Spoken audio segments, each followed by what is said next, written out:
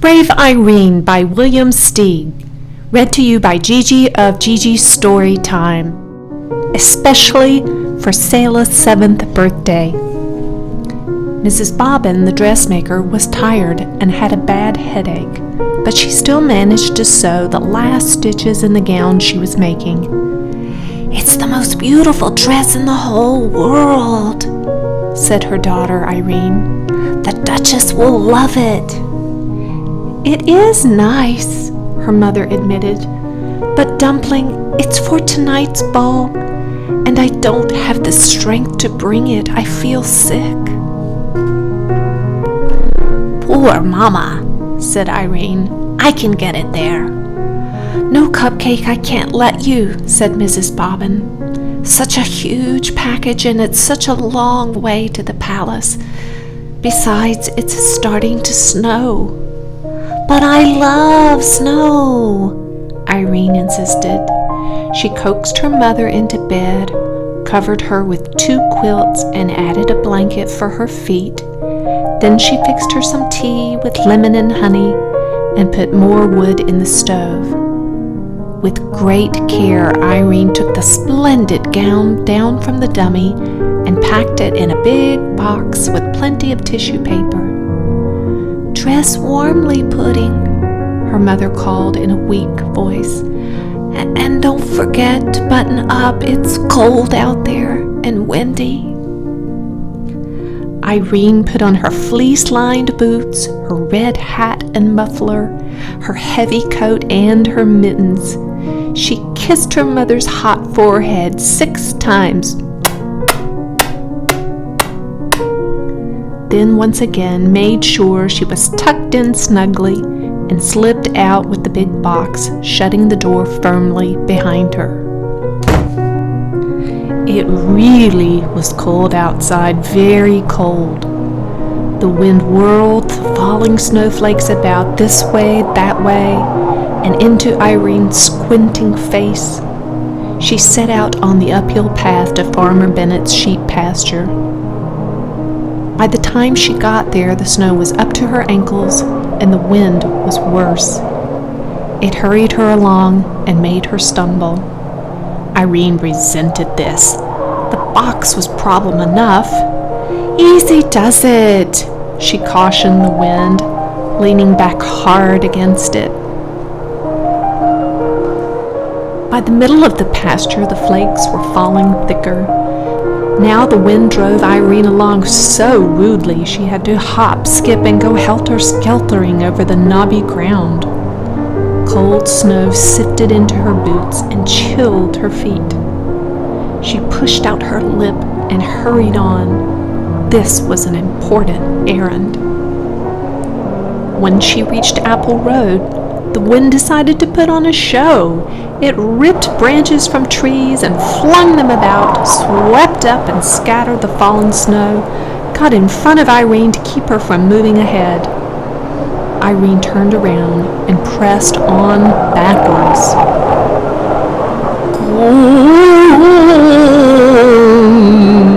The wind squalled. "Irene, go home." "I will do no such thing," she snapped. "No such thing, you wicked wind."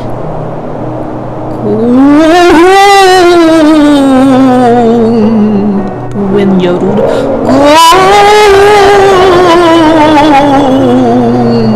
It shrieked, "Or else." For a short second, Irene wondered if she shouldn't heed the wind's warning. But no, the gown had to get to the Duchess. The wind wrestled her for the package, walloped it, twisted it, shook it, snatched at it. But Irene wouldn't yield. "It's my mother's work!" she screamed. Then, oh woe, the box was wrenched from her mitten grasp and sent bumbling along in the snow. Irene went after it. She pounced and took hold, but the ill-tempered wind ripped the box open. The ball gown flounced out and went waltzing through the powdered air with tissue paper attendants. Irene clung to the empty box and watched the beautiful gown disappear. How could anything so terribly wrong be allowed to happen? Tears froze on her lashes. Her dear mother's hard work, all those days of measuring, cutting, pinning, and stitching, for this? And the poor duchess! Irene decided she would have to trudge on with just the box and explain everything in person. She went shuffling through the snow. Would her mother understand, she wondered, that it was the wind's fault, not hers? Would the duchess be angry? The wind was howling like a wild animal. Suddenly Irene stepped in a hole and fell over with a twisted ankle. She blamed it on the wind.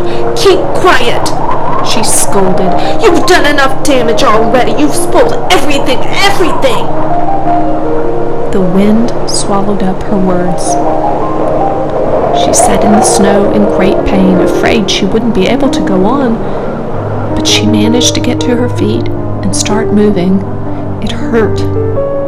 Home, where she longed to be, where she and her mother could be warm together, was far behind. It's got to be closer to the palace, she thought. But where any place was in all this snow, she couldn't be sure. She plowed on, dragging furrows with her sore foot. The short winter day was almost done. Am I still going in the right way? She wondered. There was no one around her to advise her. Whoever else was there in the snow-covered world was far, far away and safe indoors, even the animals in their burrows. She went plodding on. Soon night took over. She knew in the dark that the muffled snow was still falling. She could feel it.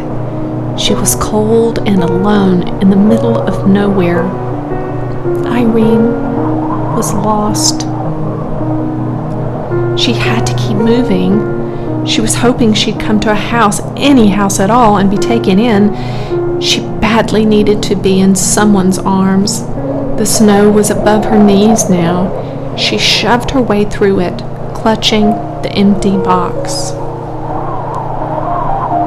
She was asking how long a small person could keep this struggle up when she realized it was getting lighter. There was a soft glow coming from somewhere below her. She waded toward this glow and soon was gazing down a long slope at a brightly lit mansion. It had to be the palace. Irene pushed forward with all her strength and swoosh, throop! She plunged downward and was buried. She had fallen off a little cliff. Only her hat and the box in her hands stuck out above the snow. Even if she could call for help, no one would hear her. Her body shook. Her teeth chattered. Why not freeze to death, she thought, and let all these troubles end? Why not? She was already buried. And never see her mother's face again? Her good mother who smelled like fresh-baked bread. An explosion of fury, she flung her body about to free herself and was finally able to climb up on her knees and look around. How to get to that glittering palace? As soon as she raised the question, she had the answer. She laid the box down and climbed aboard, but it pressed into the snow and stuck. She tried again, and this time, instead of climbing on, she leapt. The box shot forward like a sled. The wind raced after Irene, but couldn't keep up. In a moment, she would be with people again, inside where it was warm. The sled slowed and jerked to a stop on paving stones.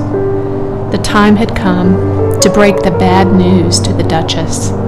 With the empty box clasped to her chest, Irene strode nervously toward the palace.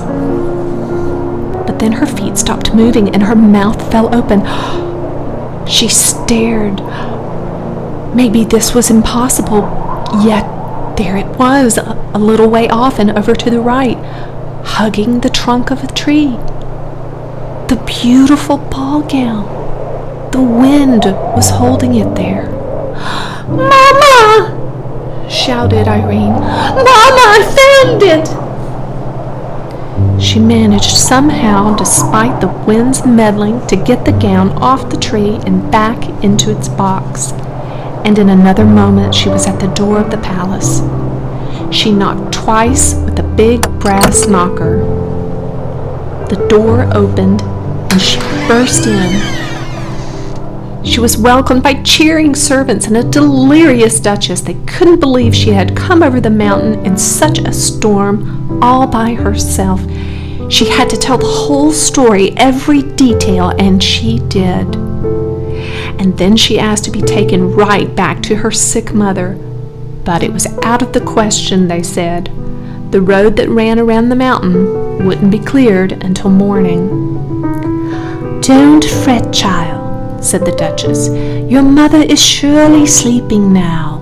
We'll get you there first thing tomorrow."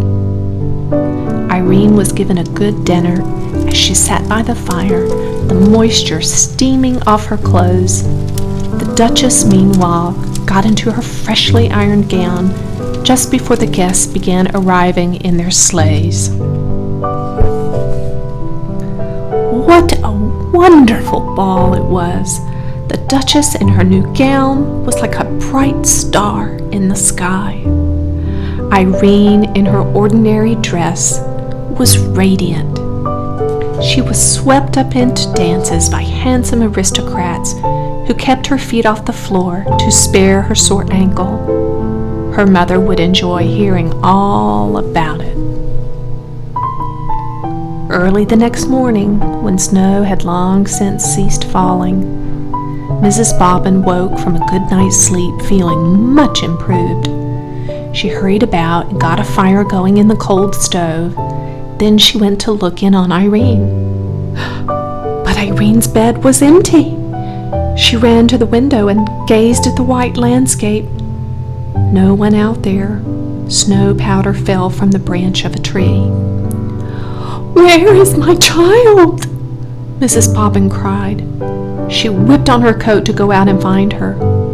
When she pulled the door open, a wall of drift faced her. But peering over it, she could see a horse-drawn sleigh hastening up the path. And seated on the sleigh, between two large footmen, was Irene herself, asleep but smiling. Would you like to hear the rest?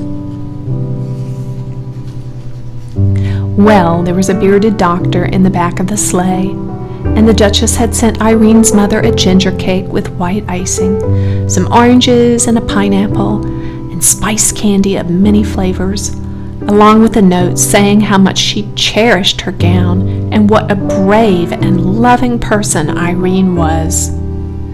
Which, of course, Mrs. Bobbin knew better than the Duchess. The end.